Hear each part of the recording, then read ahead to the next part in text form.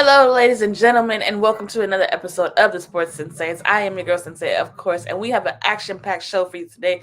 I know you've been long awaiting us to come back and to return into your lives and deliver you the hottest sports news. And trust me, we have been waiting to give it to you. So in today's episode, we have a lot of stuff to get into, a lot of stuff to talk about. We'll talk about Brittany Griner's release, Deion Sanders leaving JSU to go to Colorado, as well as the Cowboys and their loss to the Jags. Does it help them? Does it hurt them? Have we learned anything new that we didn't know about the Cowboys before? As well as Jalen Hurts. Is he the MVP? Is he not? As well as the MVP conversation, as well as other candidates, maybe sleeper candidates, and the NFL playoffs is coming up soon. So we got to crack into that and see what our predictions may be and see who's right and who's wrong. But before we get into all that, enjoy this cool video that we got for you.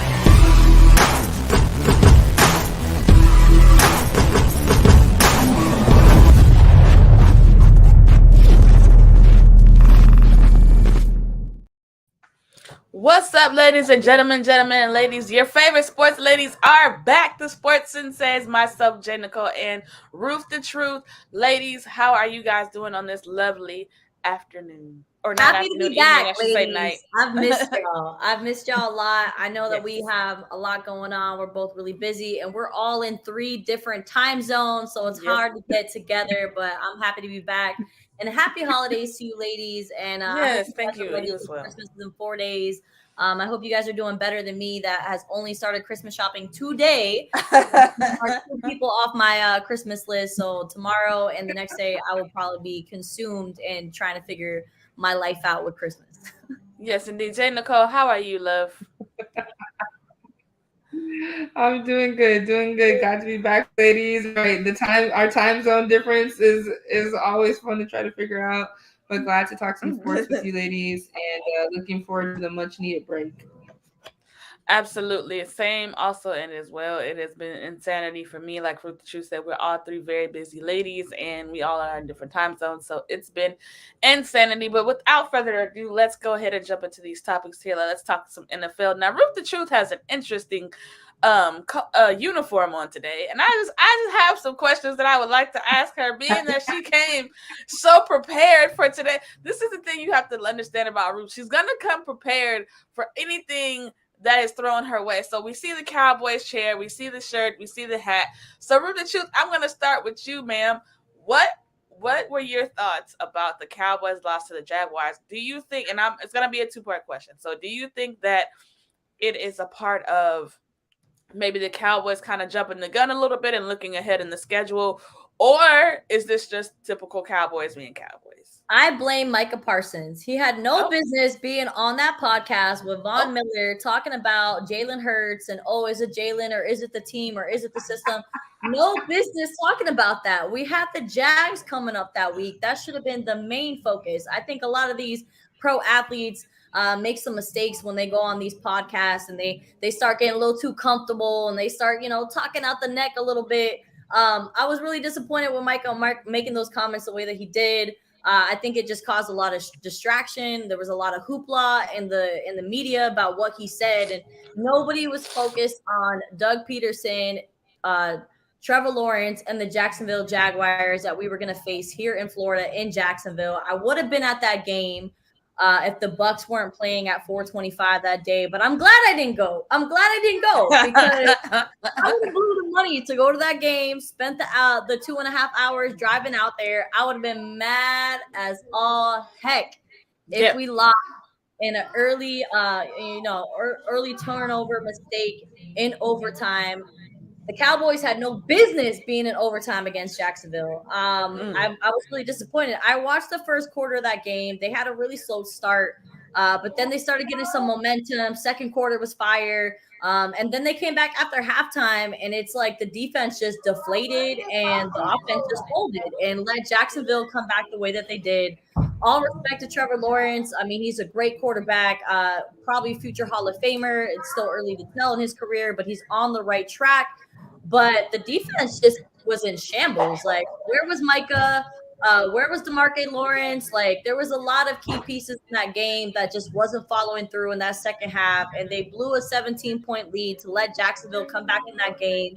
And then in the final plays of regulation, all you had to do was keep them out of field goal range to be able to win that game because you guys were up by 3.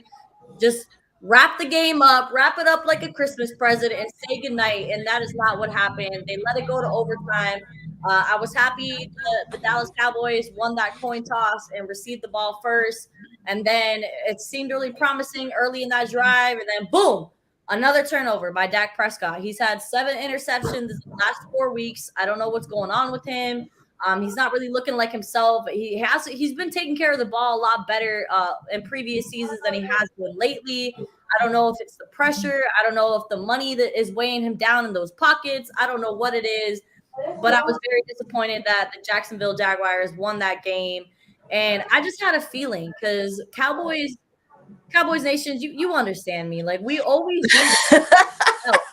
It's a very common thing with the Dallas Cowboys where you look at a team, you look at the roster, and you think, okay, this is an easy win, but there's some way, somehow, we let things slip out of our hands. And we had that game right there in our palms. I was really disappointed in clock management as well from Mike McCarthy. That's always been a complaint of his as well. Yeah, I was not feeling it. I'm sitting there in the press box at the Bucks game because obviously we went into overtime, so we were overlapping the 4:25 game, and I'm just sitting there like, this cannot be happening. I'm so excited that I'm not wearing all Cowboys gear and looking like a fool out here right now. But yeah, complete slip up. One of those games I wish we could have got back, including that Green Bay Packer game earlier in the season. Those are games that I really felt like we should have won. We could have won. We had it in our hands, and we just let it slip out. But, I mean, it doesn't really change a lot in the playoff standings when it comes to that. They definitely would have clinched or clinched their position and things of that nature. But, I mean, Philly was so sorry about that. Philly was the shoe-in to win the NFC East. So, I mean, I wasn't – oh, my goodness. What is happening? Where are we going? I'm just kidding. You're trying to talk about my Cowboys right now. My camera's like, yep, I'm about to do the same. So yeah, it's just I don't even know what to say at this point. I know we got a big game against Philly this Saturday, and there's been a lot of talks about Jalen Hurts dealing with a shoulder injury, but I'm coming into it with the mindset that Jalen's going to play. They're going to give it their all. I'm glad that the game is in Dallas. We gave them a run for their money early in the season when we played them in week 6 with Cooper Rush.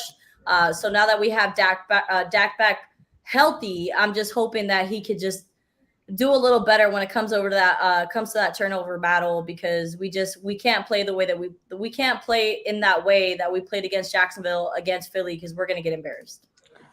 Yeah, Jay Nicole, what do you think? Do you think, like I said, do you think it's Cowboys being Cowboys, or did they overlook this game? What's going on? They definitely got in their own way. And remember, the Cowboys are, now since I live in Texas, Cowboys are my NFC team. I try to, I really want to just root for them, but I was like, oh, they got this game in the bag. Like, I'm flipping between that and the Texas Chiefs game, and I'm like, okay, and I'm like, wait, hold on, wait, it tied up, wait, I'm like, what? It fell apart just like that. But where was the defense? This stout defense that the Cowboys have, like, what happened? How did you let the Jacksonville Jaguars sweep in and Dak, the pick? Oh, you can't throw the pick 6 in overtime. What are you doing? I think since Dak has come back from his injury, right? It's been like, okay, you saw what Cooper Rush did, right? He kind of managed the game. He threw the short passes. He threw, you know what I mean? And I felt like Dak had came back and started to play a different way. Like let's do our running game. Let's like put everything together. He's not trying to. I mean, if you really look, he hasn't been throwing like bombs, down the field. It's like, okay, let's do slant and cross and like just play the game that we know you can do. It's been working. Go do your thing, and then they just let it get away from him. But Dak can't have those 2 interceptions. Like we said, he had 7 over the last however many games. Like it's like, bro, everything matters, everything. But yeah, they were already like, oh, this is a win, this is set. We got Jacksonville on lock, and just like that, no, you don't, and now you lost in overtime. It's the Cowboys getting in their own way. You could clinch now. However, Commanders lost to the Giants, so the Cowboys did, clinch playoffs, have a playoff berth now. So lucky for them. Somebody is probably like, we need to make sure the Cowboys get in, because that was definitely pass interference at the end. Old dude had old boy hugged up before he grabbed him with the Commanders Giants. But okay, hey Dallas, you clinched your playoff berth, so good for you. You still got it, even though you lost to Jaguars. So what all Cowboys fans want to see? Don't get in your own way. You're so close. I mean, I have that the Cowboys can go down and at least win one playoff game. They could, but like where everything's standing right now, they could end up, looks like more than likely end up facing the Bucks again. And I don't want to play the Bucks. So put our trust in Dak. Put our trust in Mike McCarthy. I don't know. But yeah, this is definitely a game that they wish they could have back. This should have been a win, easy peasy. They took their foot off the gas and unfortunately got the loss. So better luck next week. The great Carrie Champion has a great saying where she says Clippers gonna clip. And in this particular NFL case, Cowboys is gonna cowboy.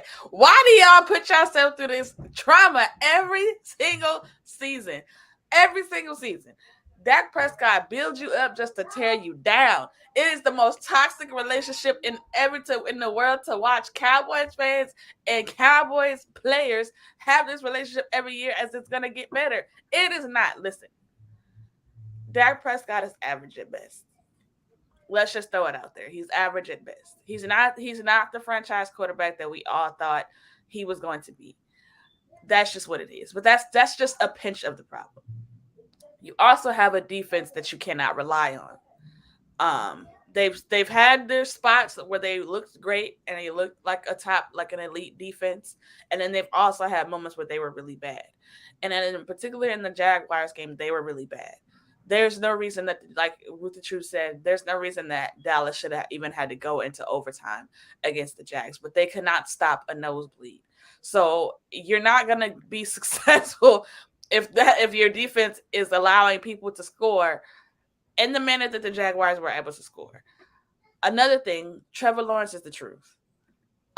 He's coming to his own. He looks like a quarterback of the future that is going to be a good quarterback for that franchise. If they can get pieces around him, but this is Jacksonville, so not high on that. But if they can get pieces around him and build around his strengths, they can definitely be a team in the future to look out for, because he's definitely figured this whole quarterback in the playoff things, like not playoff, but in the NFL. He's figured it out. Like he looks a lot more comfortable. He doesn't look like a deer in headlights anymore. He's kind of settled into what his role is and what he can do best.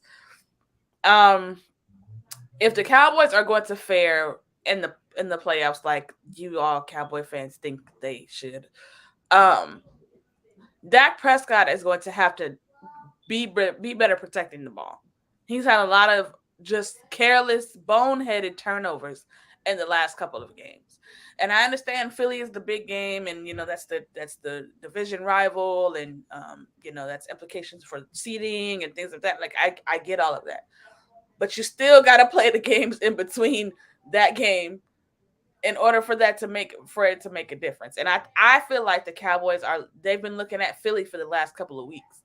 Like they haven't really been focused and locked in like they on any of their opponents, sorry. Because they're looking for Philly. Like they want Philly. Like they thought, they should have won that game in Philadelphia. So they've been on kind of a revenge tour to get that game back. So they haven't really been like I said, as laser focused as they should be. So I think that they just looked ahead a little bit, got ahead of themselves, but they gotta have to take it one game at a time because all these games matter. But I don't know. So what? So now that we discussed that game, what are you guys' predictions for the Cowboys in the playoffs this year? Honest predictions, not your take your fan heart out of it for a second. Think with your head and not your heart. Okay, what an honest assessment of what you think the Cowboys, how the Cowboys will fare in the playoffs this year. I think that I really want this team to silence the haters. I want them to play like they played Minnesota, and I want them to be firing from all cylinders because we have no other choice but to do so. Defense needs to come ready. Micah needs to be healthy. Demarcus Lawrence needs to be ready. He needs to be healthy as well. Our D line needs to apply the pressure and try to contain the run because that's kind of what's been killing us. And if all those things are said and done with the expectation of Dak not turning over the ball and making sloppy plays, I could see them making it to the NFC Championship game. Because honestly, the way they played against Minnesota and the way they played a few teams this year, I saw glimpses of greatness. The way they were able to keep it together when Dak was out and Cooper was in really just showed that they have some type of camaraderie in that locker room and they really do believe in themselves. And I really think Mike McCarthy's job is on the line for them. If they get blown out or if they lose in a pitiful manner in the first round of the playoffs, I think there's going to be a coaching change. Um, and I really feel like these players are bought into Mike McCarthy's system. They really feel like he is the guy for that team. So they got to play hard for their coach and they got to play hard for one another. And I really think with how up and down this NFC is, I think they really have an opportunity to make it to the championship game. They have all the weapons. They got a two-headed monster in that backfield with Tony Pollard and Ezekiel Elliott, who's everybody's been having their doubts about, but he's been showing a glimpse of that greatness that we saw his rookie season. And he's been, kind of healthy, more healthy than he was last year. So there is no reason why we shouldn't make it to the third round and make it to the NFC Championship game. As much as I would hate to play the Buccaneers in the first round, I think that would probably be their safest bet because the Buccaneers are in shambles at this moment. Yeah, but they are, but they still got that. They still got that man over there. I know time, that man. He is HIM in all capital letters when it comes to playoff time. I listen. Cowboys, don't you trick yourselves into thinking that you going in there and playing Tampa Bay. It's gonna be all sweet now. Because Tom Brady will be the type just cause 3 points. They scored 3 points against Tampa in that beat up secondary in the first week of this NFL season, and I couldn't believe what I was seeing. I then had the nerve to give Brady the ball. Listen, don't let it be a close game and Brady got the ball. That's all I'm saying. Clock management, man. They gotta be on point. Baby, y'all going home. Oh my gosh. What about you, Oh, Mike, my brother Mike. We love you, Mike Hughes. Super supporter of the show. Love you, bro. First time caller, long time listener. What's it like being the rawest females in the sport? I see you, Mike. Nice. Yes, we just trying to keep up with you, my brother. We're trying to keep up with you, Mr. Honestly, like he just took over the WNBA, Chicago media going up, going brazy. My bros out here really doing it. We appreciate you, brother. But Jay Nicole, what do you think? Honest opinion. I know this is your NFC team. Honest opinion. Head and not heart. Head and not heart. Look, I really feel like for them, in this point, it is NFC Championship or bust. Like anything short of that, they've always make it to the playoffs, lose in the first round. Maybe get one game. I thought they were going to win one game last year against the 49ers, and then that didn't happen. So, oh my God, don't remind me of that game. Don't do that. Don't do that. La, la, la, la, la. La, la, la, right. What happened? I felt good with them playing the 49ers. I was like, the Cowboys going to get this. Yeah, I think it's AFC Championship or bust. Will they get there? Right. Like we said, you've seen glimpses of greatness. That, the performance they put on Minnesota, right? Like, I mean, the defense, we've seen glimpses of greatness, but I don't know. I honestly don't know. I want to always give them, they can always get one win. I'm always first round.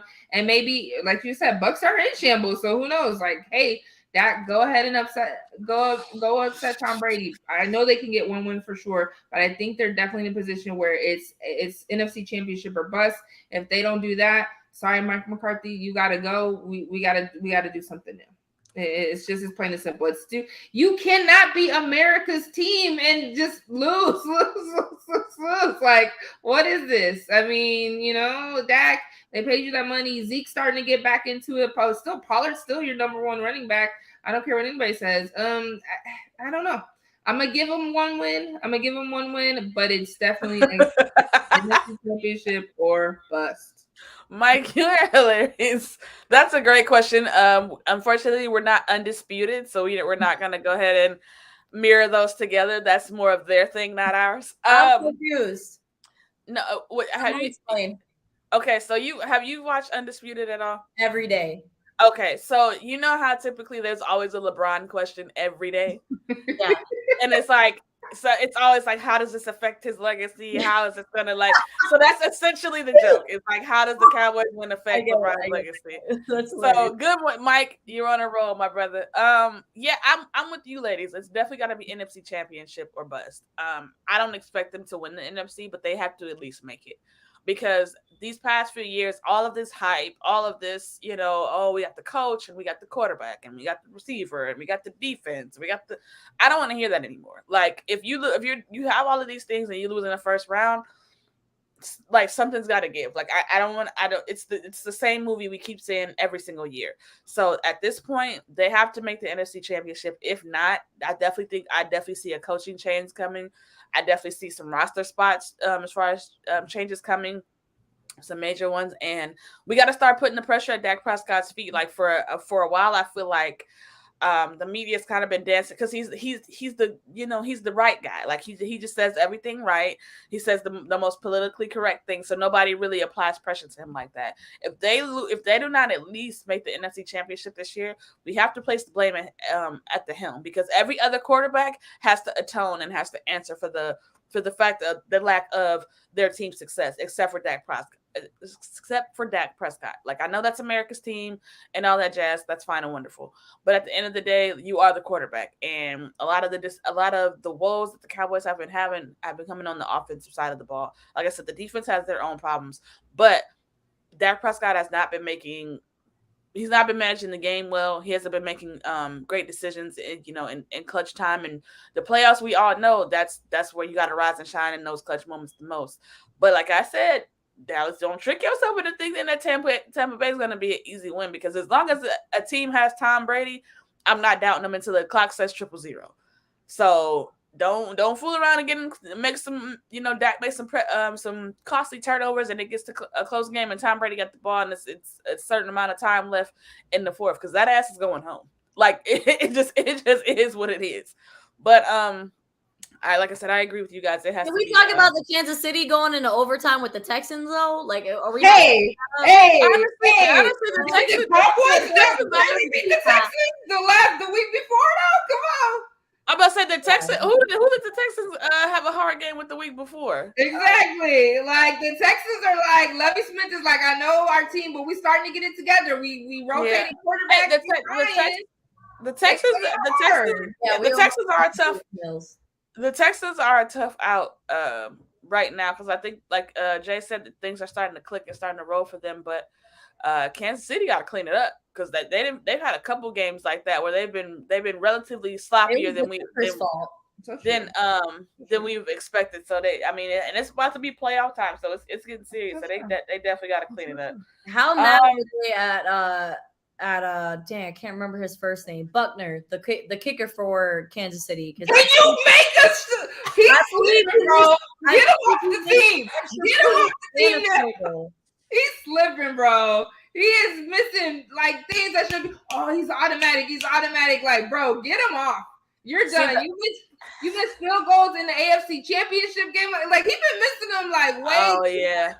He See, the really moment you has. Like, the moment you say a kick is automatic, they just like right. they like go into just nose Yeah, diving. I Like they mean, just Baltimore had Justin Tucker missing a lot of good kicks. That I mean, he's supposed to be the best kicker in the NFL right now, and he was even having to slip up. If I'm not mistaken, he missed like a 29-yard field yeah. goal attempt. Hey, Like, press well, your I bus can kick pipes, a man. 20 Press yard, your bus 29 pipes. yard field goal. Like what? Press your bus pipe. So the NFL MVP conversation. There's been a lot of discussion, a lot of rumblings, a lot of things going on, a lot of hearsay, things of that nature. So I start with you, Jay. Who so far is your NFL MVP and do, why? do we already know? I mean, here's the thing. Here, I have two because Okay, I'm okay. always going to give Patrick Mahomes. Although we're up with the interception. I think we're at 12, which is kind of crazy for him. But all the records that he's been breaking, all the games, all the like. I mean, he's still Patrick Mahomes, but this is the thing. If we don't see absolute greatness, we're like, oh, he ain't who we Yeah, thought he yeah, was because yeah, the bar is yeah, set so high for him. Like, he yeah. has to be like tremendous. Everything's like, oh, he threw like, I'm like, he's still playing out of his mind. But so that's always gonna be my thing. These last 2 years, Aaron Rodgers got it. I'm like, that's foul. I'm sorry, like please. But Jalen Hurts has been playing lights out. Now it was very suspect in this game against the Bears. That shouldn't have been that close. We should have kept the Bears around that long because they ain't doing nothing either. But Micah over here. Oh, is it the team? Now, does he have number one receivers in like they do? But I'm like, dude, the way he's crushing it, he's a quarterback, a running quarterback. The things he's been doing, we're used to. I think where people are still kind of giving Jalen, like if you want to say drinking that haterade on him or whatever, is because in the last seasons he had been horrible. He had been, and so people are still thinking about that Jalen Hurts, but he's a new dude this season. We have not seen him like this before. And so I would not be mad. I would not. Now he just got injured though. So this is where, right? Because if he misses games, they're like, well, and I think to be honest, the people are kind of like, we ain't really trying to give Jalen Hurts this. We still remember Jalen Hurts of old, so we don't really want to give him the MVP. So if he misses one game, could he still? But if he misses two, now you're like, you know what I mean? He can't, he drops out of the conversation, kind of, right? So but hopefully, I mean, he could get back. Maybe not against the Cowboys right now. Like, sit this one out, Jalen. We'll see you. We'll see you. The week after. But I mean, he's definitely playing lights out. So I wouldn't be mad. I wouldn't be mad at Jalen Hurts. But I'm always gonna go. Patrick is still putting up numbers. There's too many things, records he's broken, like 75 games. This means I can't even name all the stuff because he's just Patrick. But again, we're so used to him being absolutely excellent. He can't mess up at all. And we're like, oh, he's a fraud. He's a fraud, Holmes. It's like, hold on. But Jalen, I mean, if he can keep it together, I could definitely see him. Doing it. Yeah, for sure. Ruth, what you got? I got Josh Allen. I think the Buffalo Bills would not have success if it wasn't for Josh Allen. The way, because I mean, the easy answer is Patrick Mahomes. He has the best QBR right now in the league. He has the best stats, all that. But I think if we're not going to be so generic and be a little bit organic, I'm going to go with Josh Allen and the Buffalo Bills. Like the way that he rallied against Miami on that game with all that snow coming down, the way that he was able to extend plays and this, that, and the third. I think Josh Allen deserves some recognition. I feel bad that he's overshadowed by Patrick Mahomes in the AFC. But Patrick Mahomes, you gotten your flowers. We love what you're doing. It's creative. But I gotta go with Josh Allen. That's my dude. I think he's impressive all the way around. He's a stand-up guy. They really believe in him in the locker room. I love the relationship with him and Stephon Diggs. It's like they're like brothers, and he has that mindset with everybody. He has a different handshake with all his offensive linemen. I just think that guy is as a class act, and he's really impressive on that football field. So if I got to pick an MVP right now, we're talking about quarterbacks. Because as you guys know, the MVP award usually goes to a quarterback. That's just the way that it goes. I'm going to go with Josh Allen because the guy is just phenomenal and he's really impressive. And I'm excited to see him to get his rematch against KC because, man, that was one That of was a game. That was a game. Like 3 different lead changes in the last 3 minutes. Like That what? was insanity. Game. Yeah, the guy's just impressive. I'm gonna go with Josh Allen. Give me fine ass Jalen Hurts. That is my MVP. That He is is my fine. MVP. Listen to me. And I like him light bright. Yes, but hold on a second. Hold on, baby. Hold on. I've never Like, heard that before. Not Look at you like almost, baby. Give me a second, okay? and I like Yes, him. I do like him light bright. Close my door, please. Sorry, y'all. My cousins are here. Close my door, thank you. All right. But yes, give me Jalen Hurts. I think that even when the Eagles were having kind of their troubles and they kind of were kind of up and down in the middle of the season, I admire the way he stayed the course and he still played his game. He didn't get rattled. He like Jay said, the outside noise was that he's turning back into the Jalen Hurts so old and he's he's regressing and things of that nature. And he just stayed the course and now they're back rolling again and they look like the team to beat. Honestly, they have the offensive weapons, they have the defense, but I really hate sometimes when and Micah Parsons actually brought this up, where he said whether it was the system or was it Jalen Hurts. And I really hate that sometimes because, granted, you can have a great system, but if you don't have the intangibles to make that system work, then it doesn't matter how great the system is. Like the system only gets the highlight because you have the intangibles in order for you to run the system properly and to make it work. Like you still have to have somebody that's the head of the snake to make that work. And Jalen Hurts has been that. He knows his strengths. He knows what the what he's required to do, and he's perfected that. So you got to give him credit for that. Now, granted, Patrick Mahomes is Patrick Mahomes. Like he has the LeBron syndrome where like we're so used to seeing his greatness and seeing him do otherworldly stuff where it's like it's not a shock, it's not a surprise, so he doesn't get as much love and as much recognition as he deserves as far as it comes to the MVP race. So he would be like, it's like a 1A 1B, like he would be like my 1B to Jalen Hurts because he does have the highest QBR. The only knock that I would say against Patrick Mahomes is that in games that they should have won, he hasn't looked like Patrick Mahomes. And that's kind of the issue that I have with him. Like in those game of games, like we see the Patrick Mahomes, but I want to see that in totality. I don't want to see it just when you feel like you got to click it on. Like I need to see that in the games that you're supposed to blow a team out by 20. I want to see that in the games that are going to be the nail biters. Like I want to see that consistently. But I mean, those would definitely be my two guys. It's Jalen Hurts and Patrick Mahomes for sure. Because like I said, I feel like they've been the most consistent throughout the season. Obviously, we all know the MVP is a quarterback award, so it's gonna go to a quarterback, but if I had to choose, it'd be between those two guys. It makes sense why he rushed for 3 touchdowns in last week's matchup. The shoulder was really bugging him. That's why he Yeah. wasn't slinging the pigskin, and that's why he had 3 touchdowns. But he ended up still throwing for 315 yards. I mean, Yeah. I think he only completed like 22 for 37, which isn't the best QBR. It's in the 60s, but I mean, the guy is definitely impressive. The way he's been able to take what everybody's been saying and understanding the changes that he needs to make and been improving and being a lot more accurate when it comes to throwing the football and just being better at seeing the field.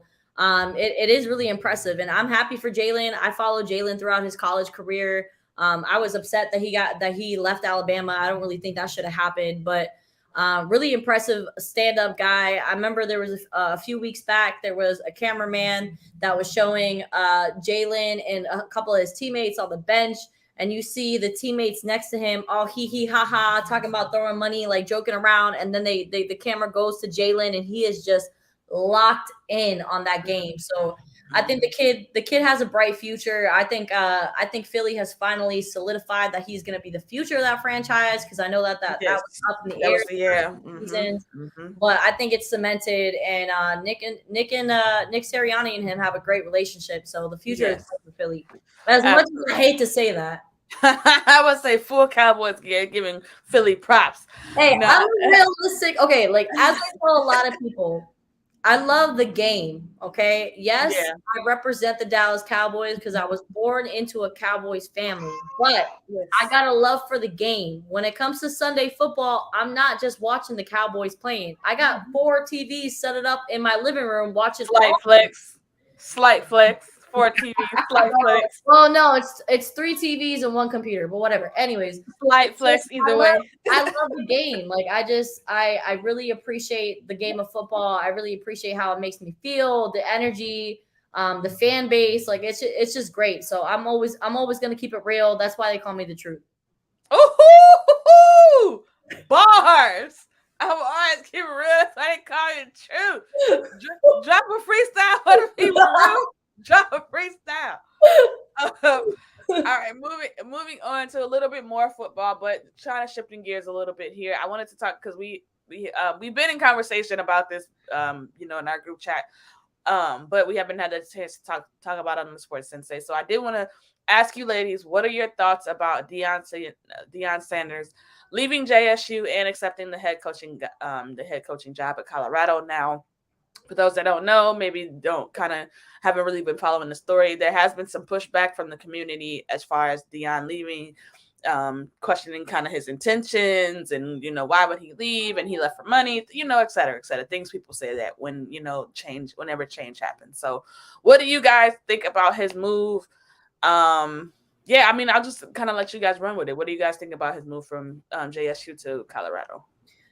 I'm happy for the guy. I mean, it's always a great thing to see somebody get elevated and get the respect that they deserve. I think he did great things in Jackson State. I know that they're mad that he's going to be leaving a HBCU school, and that's why, they're kind of trying to throw, a little bit of, but they're just a little salty. They're a little upset because, I mean, Deion Sanders came into that school and completely changed that program around, and he's going to be – it's going to be really hard to replace him. So I understand why they're feeling a little salty about it, but at the same time, they need to be happy for the man because he put in the work, and he's just been he's a really respected guy in the industry, on and off the field. So I'm happy for him, and I'm excited to see what he does in Colorado. Yes. Jay, what do you think? I love the fact that he's recruiting some of his HBCU kids going to Colorado. I think that's awesome as well. Absolutely. Jay, how about you? Yeah, did you see that? Like that first team meeting he had with them, he's like, "I'm bringing my luggage and it's Louis," and I get like, "If y'all not ready, we ain't gonna have no more of the same crowd." Like he told them straight up, like, "Look, I will bring prime time, baby." I love it. Tell him what it is, Coach Prime. Happy for him. Like this is what he stayed true to, like, God's vision and what he has for him. And hey, it's time to go on. Either he said you get eliminated or you get elevated, right? I got elevated. You know what I mean? I did what I was supposed to do here. And not just for the football team. He talked about, like, man, we're not having the same food as like all the things he tried to do. We're not getting money from the boosters and, just different things. He said, I was just watching Club Shay Shay, like he was talking to Shannon Sharp, and he was like, yeah, I told him, hey, I for sure give you, 2 years. The AD told him, can you for at least give me 2 years, even though his contract was 4, you know what I mean? Hey, he gave you 3, So, like, look at the work he put in. I think it's like, you had such a polarizing figure. It's, Deion Primetime Sanders out of HBCU. He's going to make HBCUs relevant and known. And I think people just feel like, no, give us more time, do more. Can we get other, NFL players to be coaches at HBCUs and really have it grow? But I mean, he did what he came to do. It's time to be on to the next level. And I can understand just being hurt, the people who recruited to go to HBCUs, like, hey, like, cool, go ahead and jump in the transfer portal. I'm gonna see you over here at Colorado.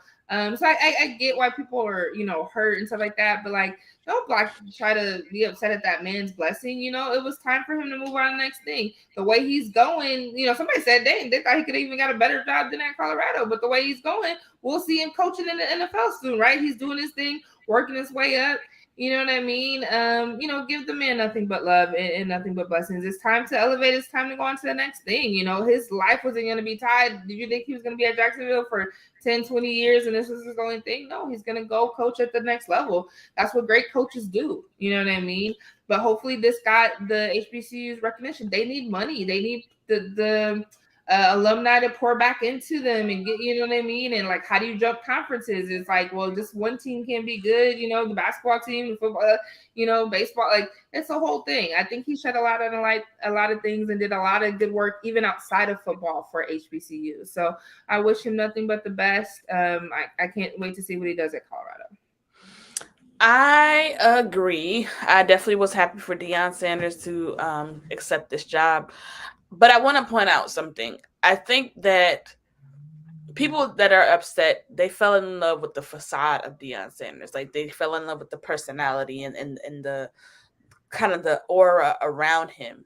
Because even if you listen to Deion Sanders from the beginning when he first took the JSU job, he told people, like, yes, I'm happy to be here. Yes, I'm going to do the best that I possibly can to inflict change at this school and in these kids' lives and, make them better men, et cetera, et cetera. But there was I forgot who he was interviewing with, but somebody asked him, like, if a Power Five or a big school came and offered you an opportunity, would you entertain it? And he said, I would be a fool not to.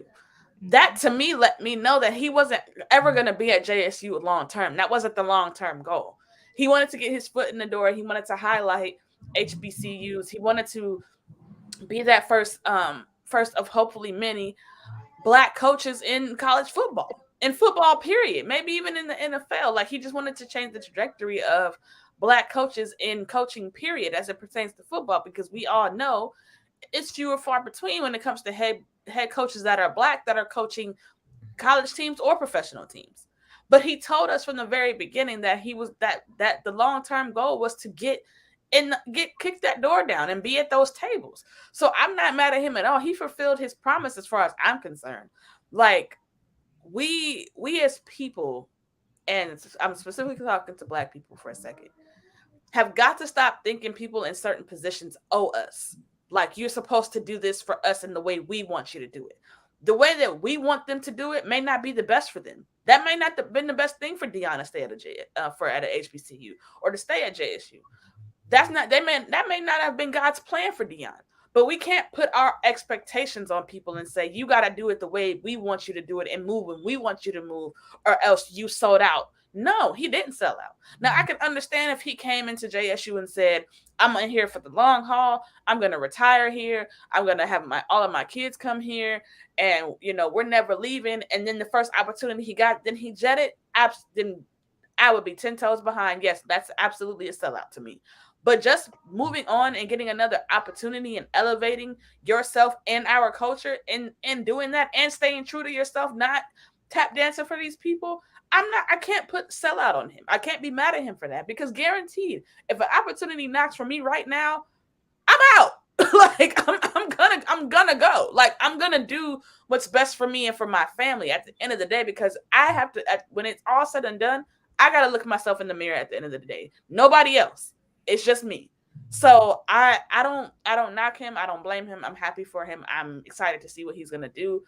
I know he's already got some top recruits decommitting from D1 schools to other D1 schools to come to Colorado. They just got the Notre Dame running back that was I think he was like a 4-star recruit. He just decommitted to Notre Dame and came to Colorado a couple weeks ago. He's already got recruits knocking at his door. And see, that's the other thing. That's what they were afraid of. Is because they knew if he got an opportunity, he was going to flip the table on his head. And now it's an even playing field. And that's the last thing an Alabama, an LSU, a Notre Dame, a Michigan, an Ohio State, that's the last thing that they wanted to do, is to even the playing field. Because now, especially with the NILs, it's come on now. It's going to be interesting. But shout out to Coach Prime. Excited for you, brother. Excited to see what you're going to do. Transitioning from that, a few weeks ago, Brittany Griner was released. She is now free. She is now back on U.S. soil. She is back with her family. And of course, there's been conversations about that. So I'm really excited to see what you ladies think about Brittany Griner being free, and just the conversation that has been around her, because I have been arguing with people since she's been released. I've blocked a few people since she's been released. I'm sure you guys have either done that same in on social media or in person.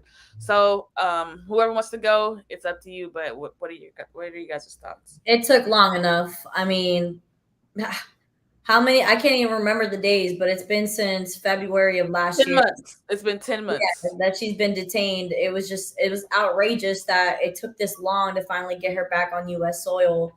I'm really happy to see that she's back and reunited and seems to be in good health and good in a good mental place. She's talking about already talking about Playing, yeah. the season for the Hmm. Mercury. I'm really excited. I just hope that she takes this opportunity that the whole entire world knows her name Hmm. and she does something with this. Yes, Write a yes, book, girl. Write a book, yes.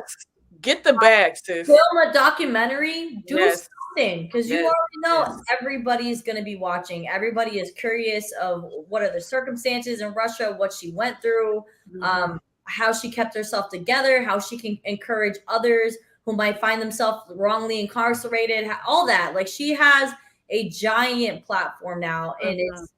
I just can't wait to see what she does with it. And I just want to take a moment to address to our community, just like she addressed on her social media about Paul Whelan, the other guy that's been detained, Hmm. the U.S. citizen. There's a couple of them that's been out there detained in Russia that we got to also keep showing support to that family and writing our letters to Paul and just making sure that we're doing our part, just like we did for Brittany. And she made sure to talk about that on her social media, that she's going to continue to fight for the freedom of Paul Whelan as well, who's being wrongly detained in Russia. But I'm excited. I'm excited to see what she's going to do with this opportunity, that she's getting another chance, because they were trying to give her 9 years, bro. Like she was, They gave her 9 years. They gave it to they were trying to detain her for that long, and it was her. just, it's a miracle that she's out. I'm so happy that she's home, back on U.S. soil, and Yes, hopefully, I can't wait to see how she comes back hard in the WNBA next season.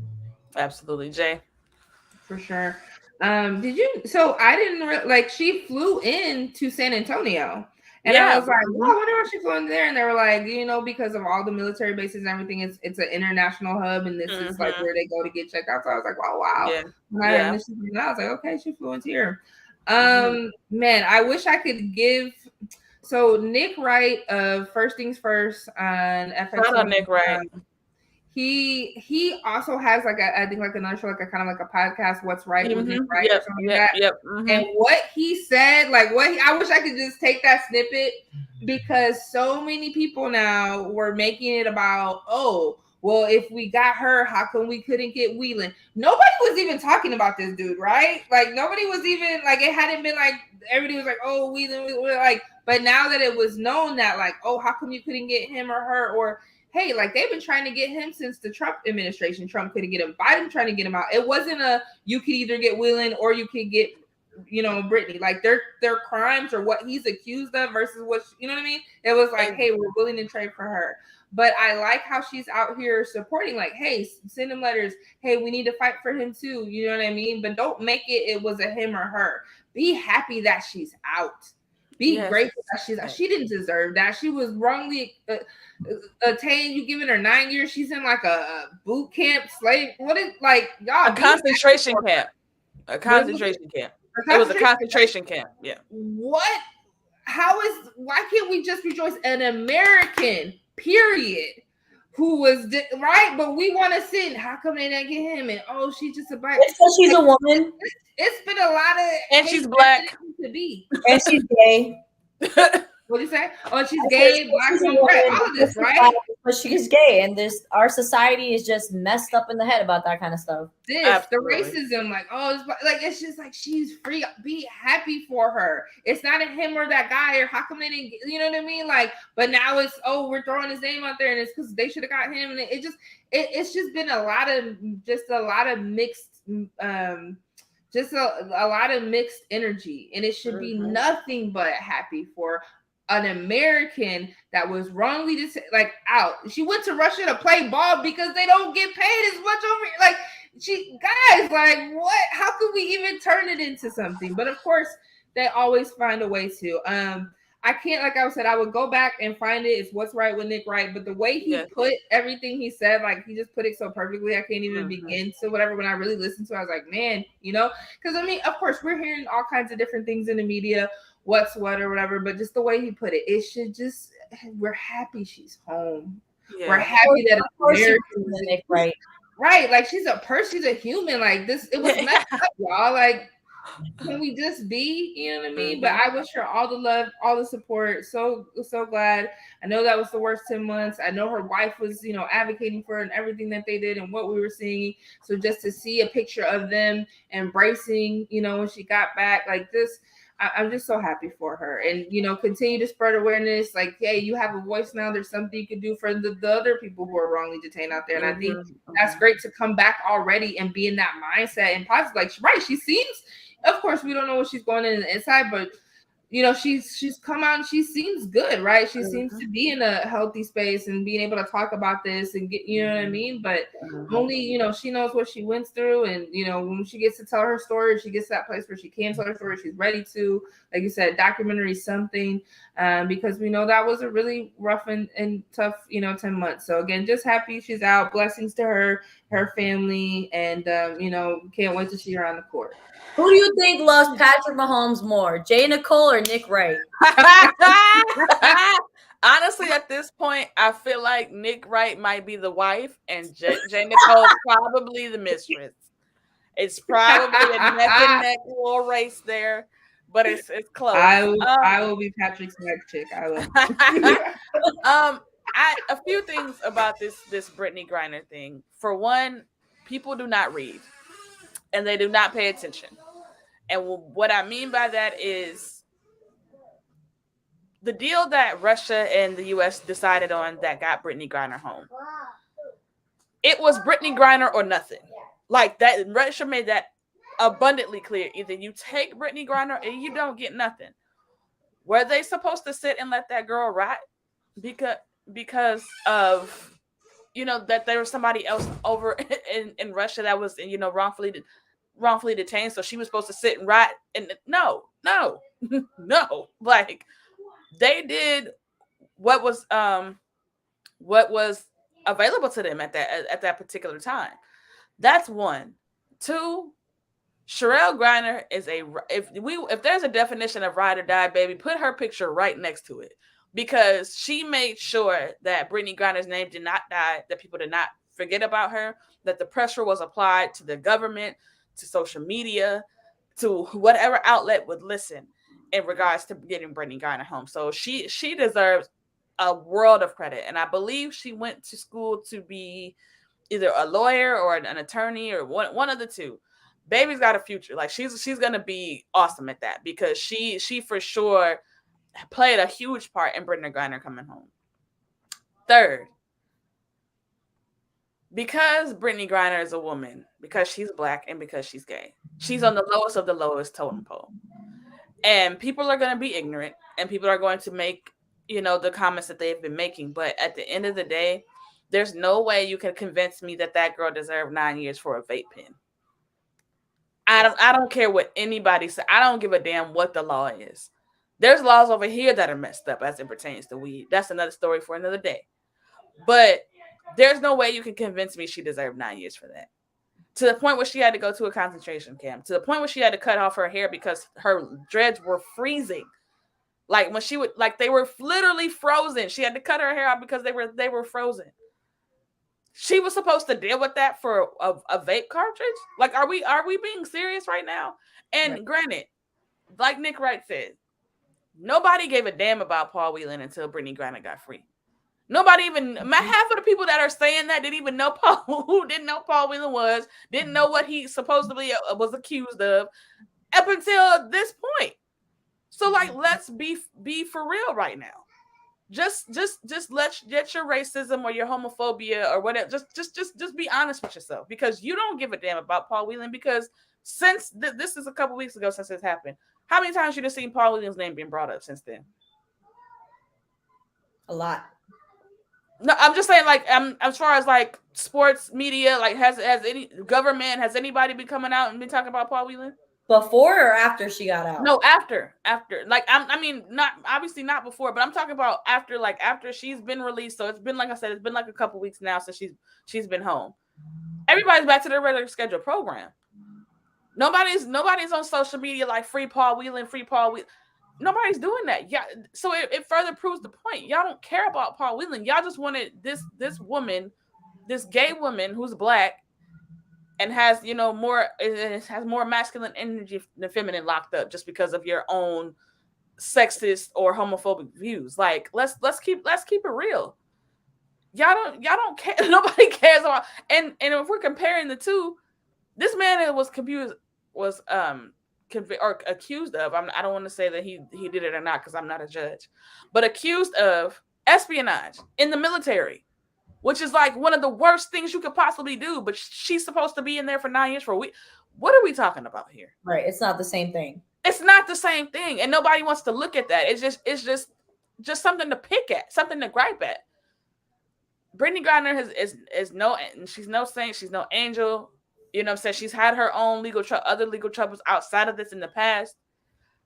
I don't condone those things. However, I'm not gonna sit up there and say that she deserved to be in jail for that. Yeah. Like I can't find it in my heart to do that. There's a lot of people that have done way worse that haven't even got a lick of the time that she spent in that concentration camp. Concentration camp, sorry. And But her I'm happy. situation really shed light for a lot of Yeah. people that they need to be smarter. They need to be smarter about these kinds of things, like something that you can control. I mean, things outside of your control, obviously, but things that are in your control, you need to play your cards right. That too. And I hope that the WNBA looks at this and they start being better about how they distribute what they're getting, what the WNBA's players are getting paid. Like they're not even making money off of their jersey sales. Like that's how insane it. Yeah, Kelsey. If you Kelsey forgot Plum, right? Kelsey Plum. I forgot who she was on the podcast with. I'm gonna find it for you, Ruth, and I'll send it to you. But she was talking about. She said my jersey gets sold in Mandalay Bay. I don't make a dime off of that. Like how the NBA they have a share of merchandise and things of that nature. That's where the money comes from. Like it's hard for people to even purchase WNBA jerseys. Like it's insanity. So I hope that the WNBA looks at a situation like this and does better, because there's no reason that they should have to go overseas to make more money. Like Diana Taurasi sat out an entire year because she made more money overseas than she made here. She makes millions over there. She's getting 50 something. Well, now, I mean, it's a little bit more now, but still, like, there's no reason for that. Your top, like, Brittany Griner is a transcendent talent in the WNBA. Why does she have to go to Russia every year to make a decent living wage as a professional basketball player? Mm-hmm. That is insane to me. So I really hope that the WNBA looks at that and says we have to be better so that we don't have to put our players in a position like that again. Because I could only imagine the mental state she was for those 10 months. I can only imagine. But I could be all day on that. I want to cover something really quick because we got a couple more minutes. Real quick. Go ahead. Brought up Kelsey Plum. That diss to Charles Barkley. I loved it. Kudos. If you guys haven't seen it, please look it up on YouTube because she put Charles Barkley in his place. Rightfully. Hey, listen. Kelsey Plum got a fan out of me. For somebody who hasn't won a championship before. Let me show you how this goes. Let me show you how to do this, son. Let me show you how to do this, son. As a champion, something you don't know about, sir. I love her so much. Listen, Kelsey Plum, I love her personality. I love her game. I love her attitude. Like she got a fan out of me for sure. I love me some Kelsey Plum. But I saw somebody in the comments asked if we watched the Warriors game and saw that the Nets put up 91 points in the first half. Without Kyrie Irving. I didn't watch the entirety of the game, but as we were on here, I was kind of going back and forth. The Warriors got a good old fashioned ass whooping. Yep, they were down 40 at the half. It was 143. I think that in the final score ended up being 143 to 113. Yep. Golly, ladies. Wow. Is there time to panic a bit in Golden State? So let me just put this in perspective. James Wiseman was the top leading scorer for Golden State with 30 points. Okay. Draymond Green played 23 minutes and had 2 points. Jonathan Kaminga played 31 minutes and had 4 points. Sweet Jesus. Kayvon Looney played 17 minutes with 6 points. Good Lord. Yeah, panic button. Panic button. Listen, they should have kept Gary Payton III.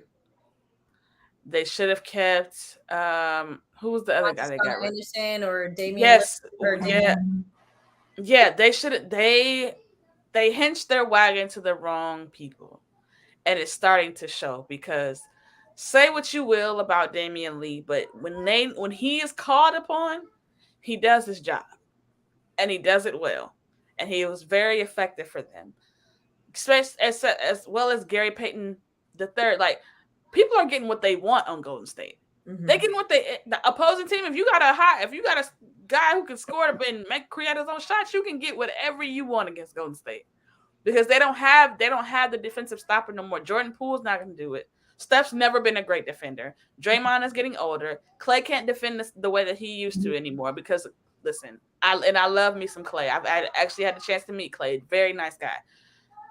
But those two leg injuries in his 30s have taken some of his prime. It just is what it is.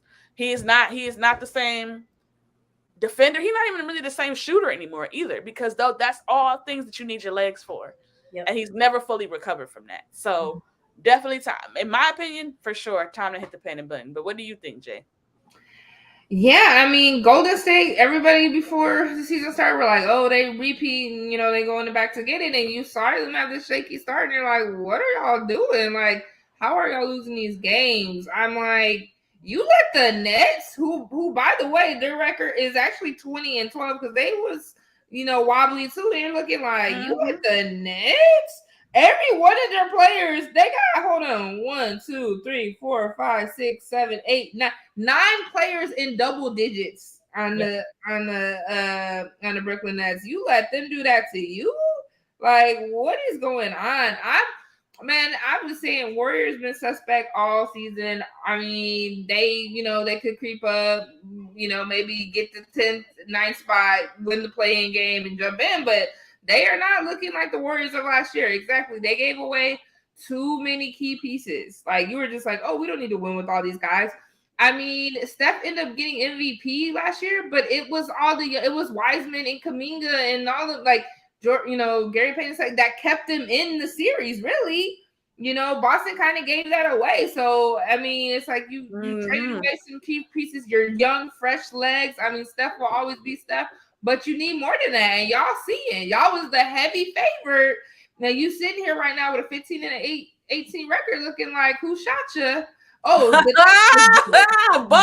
Nets did. Like, it's really, but I'm not a Warriors fan anyway, so I hope they do tank. Like, go ahead, Warriors. Like, go somewhere. Like, Amen. Warriors, Jay Nicole having a terrible time on the road. They are 3-16, ladies. Yeah. Wow. Real bad.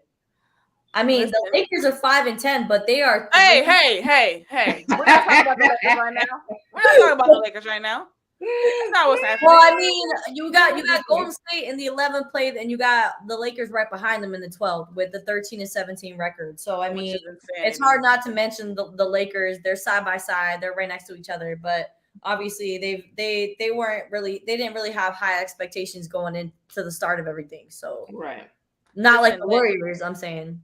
Listen, Jay Nicole and Ruth Shoof, if y'all want to drop a mixtape with all these bars that y'all dropping, I'm totally for it. We can have a Sports Sensei's mixtape. I'm just saying. No.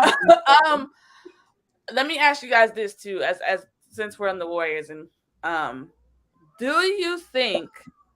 And then this is kind of a hot seat question. Do you think that Jordan Poole has regressed this year? Do you think that maybe the pressure of being kind of like supposed to be the third quote unquote splash brother and kind of be the second coming and continue on the Warrior tradition after Steph, do you think that pressure has started to get to him a little bit? Because he had 43 points a couple nights ago, but for the totality of the season, he hasn't really been the Jordan Poole that we all expected him to be. Draymond knocked out his greatness. I think that is having a toll on his mental. I think that that whole situation was just it was the way that video was released to the media and Yeah, all that was yeah. circulating. I think that caused a lot of issues in that locker room. Mm-hmm. I don't think to this day they're getting along. They're Nope.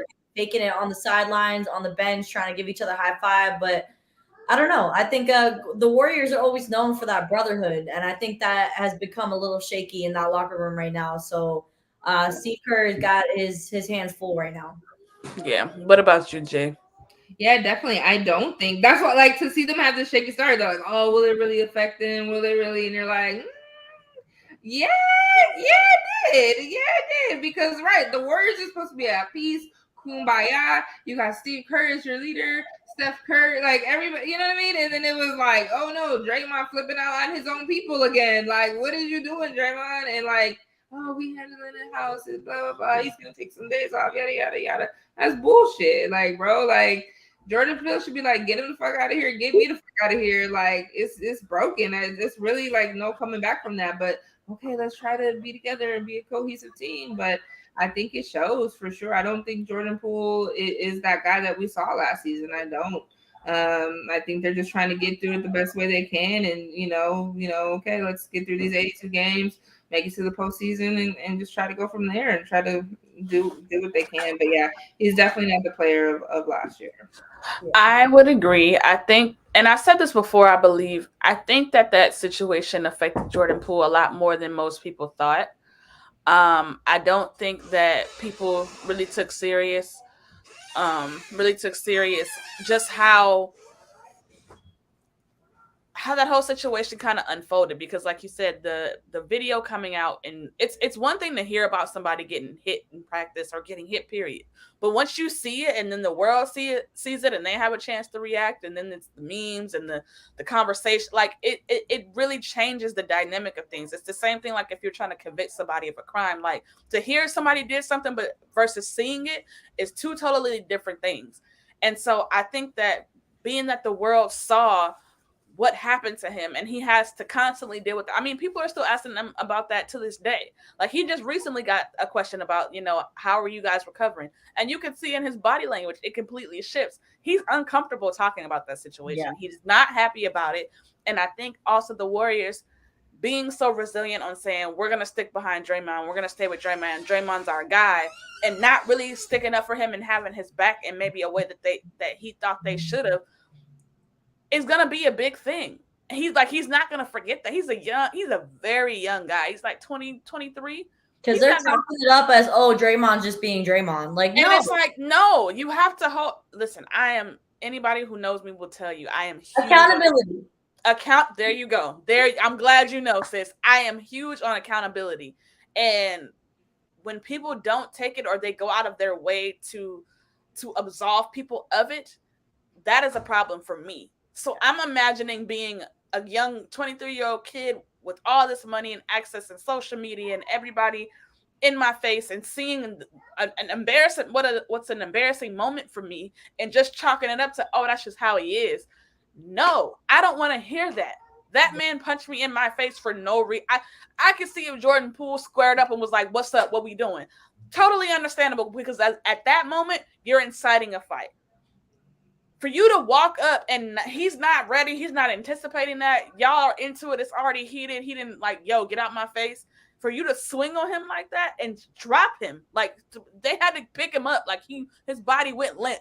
Like that's how hard he got hit. The world saw that. It didn't just stay within the Warriors. I think had it stayed within the Warriors organization and the players, it'd be a lot different. The world saw that. Everybody saw that. So you got to deal with that. Every place that you go, home game, away game, it's always going to be the same thing.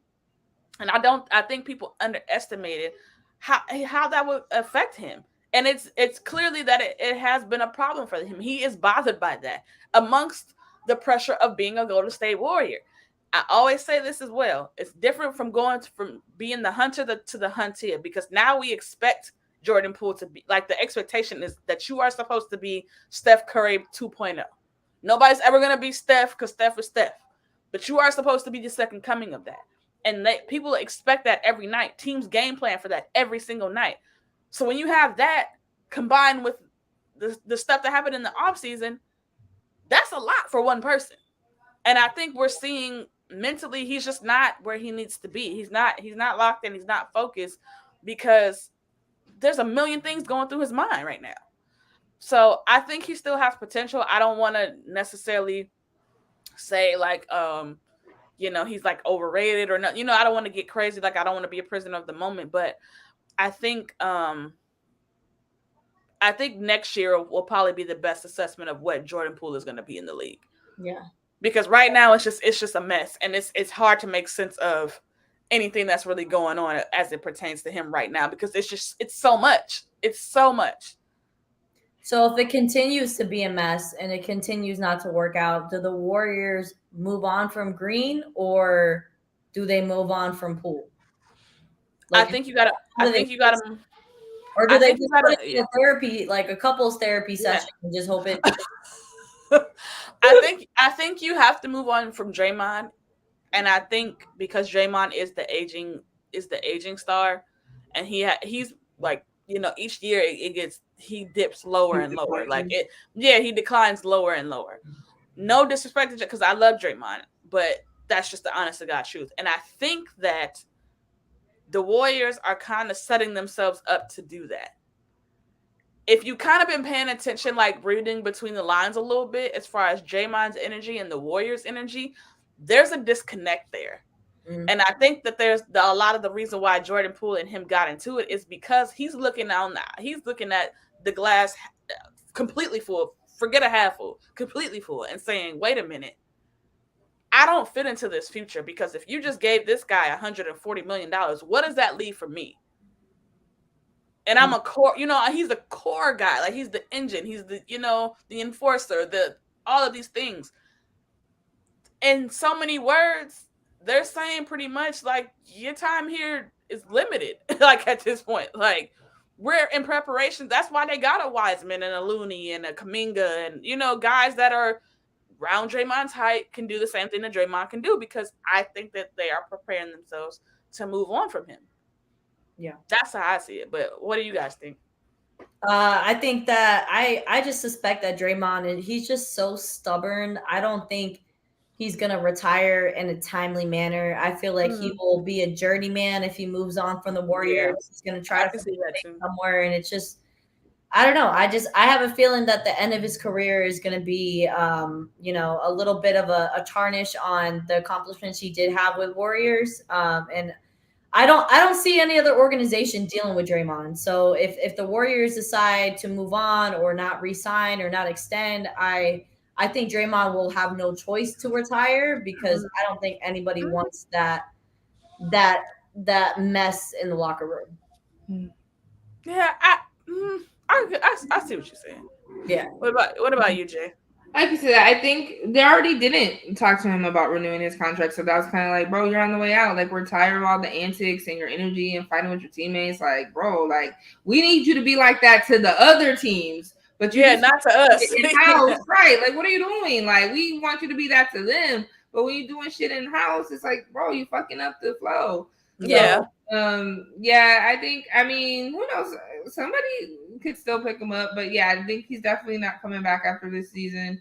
I think they're like, bro, go be toxic to somewhere else and somebody else's teammates. It'll be interesting to see who would pick him up. But like, dude, I just don't have any respect for Draymond, dude. I just don't. Like, you doing too much. Like, every time, here you go, something else. It's always you, bro. Like, you're too old for this shit, bro. You're in your 30s. Like, I just don't have any respect for him. Not at all. I'm like, this was the last straw for sure.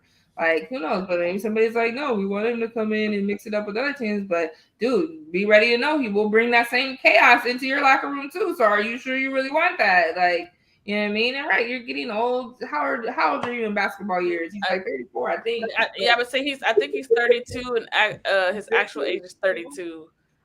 So he's only 32? I think he's only like 32. 34. I think he's like 32.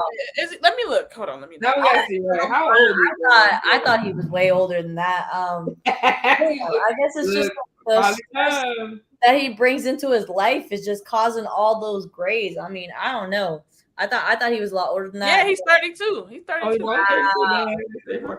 I thought I was like I thought because I know Steph is like 30, like 33 or 34. I think he's 34, but he's still yeah, a 30. face assassin. Ooh. He's still a baby face for sure. 34, and I think Clay might be like 33 or 32, somewhere in there. But yeah, like I mean, so in basketball years, he like 47. And I mean, he always had limited ability as far as like he's small for his position. He's not super athletic.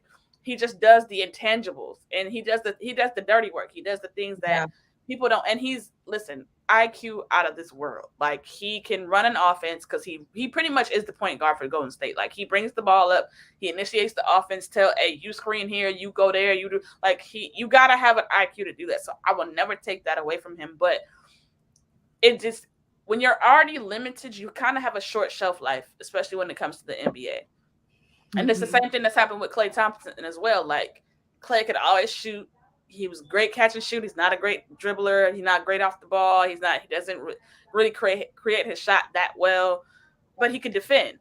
He can catch shoot and he can defend. But if you don't have any legs, you can't do that. You don't got no legs no more. But ladies, I think this is gonna go ahead and wrap up.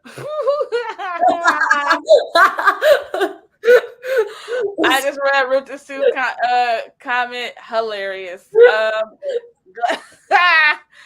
we're on the same page, but we're gonna go ahead and wrap up this week's episode of the Sports Sensei because my bladder.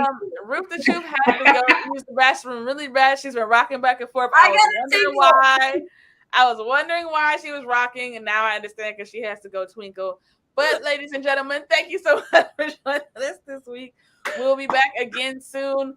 Love you guys, Sports Senseis, and we are out. That was a really good show, and I just want to leave one comment out there with the passing of Stephen Twitch Boss last week. I know that's hit everybody really hard. Yes. If you are feeling down, if you are feeling like you're battling things on the inside that you may not be comfortable with talking to your friends or talking to your family, reach out to the suicidal hotline. There's a text that you guys could, if you don't want to talk to somebody, there's a text message thread that you could talk to an actual therapist. Please take your mental health seriously because that is so, so, so important. And continue to not let the outside negativity that is out of your control affect the person you are. As a person, you are loved, you are cared for, and you guys have a great, happy holidays to everybody. And this is out for the Sports Senseis. Bye, ladies. Bye, y'all. Bye.